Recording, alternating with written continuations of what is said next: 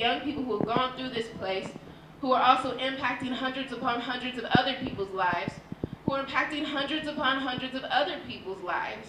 On your website it says, God's calling us to dream big as the gap widens between human need and public resources. We're expanding our efforts like never before beyond Seattle to the rest of King County.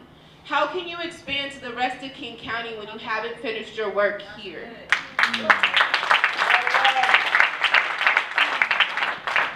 I think about these servant leaders, folks like Kyla and Ben and Amber, who have moved on to build other organizations and do other work. And how many times, how many summers I've been incredibly excited for the summer because I know at the end of it, we're going to the middle school camp. And I'm going to get to spray silly string all over some 6th graders. It's going to be great. But y'all gave them 2 weeks notice while they were doing one of the most important things they do every year. 2 weeks notice that their job would be gone, their home would be gone, that young people would have no place to go during the school year, that parents who work 2, 3 jobs to stay in their homes would have nowhere for their babies to go, so they might only be able to work 1 or 2 jobs. And again, I go back to this issue of homelessness, that 1 or 2 jobs makes the difference between someone keeping their home and someone being displaced from this city. You didn't consult us, which makes me wonder if you value us, if you value our brilliance and our resilience.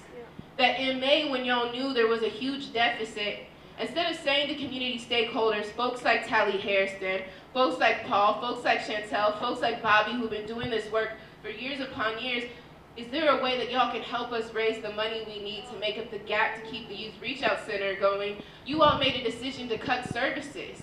And then disrespectfully told us that those services would be cut, so as school is starting, parents like Kim don't know where their babies are gonna go. Too often does the vision of nonprofit organizations in this city not include us in their visioning, but will use our image to raise money.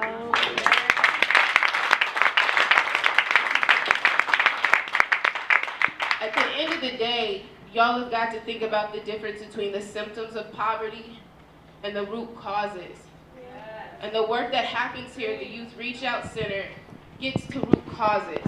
It says we see young people and babies and families, and we're going to invest in you to see you become self-determined and self-empowered young people like Weezy, who just based on statistics should not be 25 with a job and a home and going to school, but because folks like Yasminda and Bobby were invested in her life, she had not only the capacity to do those things, but to take care of her 3 nieces and nephews when they needed a place to go. That's important. That's powerful. That's getting to the root causes of poverty. So I want to reiterate, and I'm not going to call them recommendations. For me, they're a demand. Because you implanted yourself in our community, you've used our image to raise money, and then you failed to consult us. We demand a 1-year transition period and extension to properly transition our programs and relationships. We demand a public apology from your executive leadership acknowledging that you did this the wrong way and that you will make steps to do it the right way. We appreciate you coming to today's town hall and listening.